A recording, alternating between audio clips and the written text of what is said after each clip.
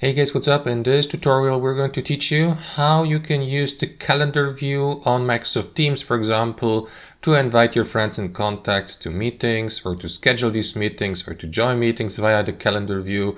So let us get started. So head over to Microsoft Teams and log into your Microsoft account. And here on the left panel, guys, you will see these tabs: Chat, Meet, Communities, Activity, as well as Calendar. So you may, for example, exchange direct messages with your contacts via the chat section, or you may, for example, create new meetings via the Meet tab.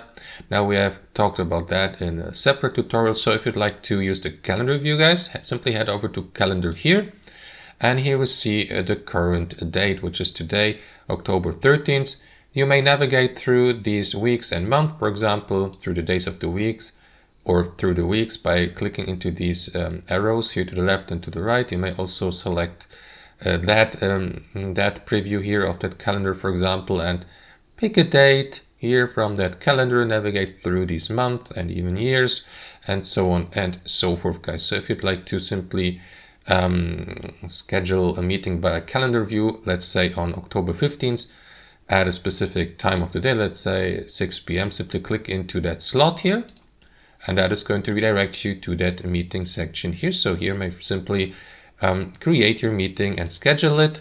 Let me just discard that.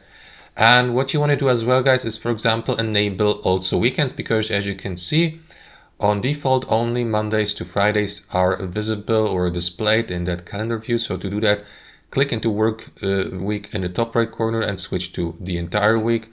And that is going to show you also Saturdays and Sundays, if you'd like to schedule meetings on these days, for instance.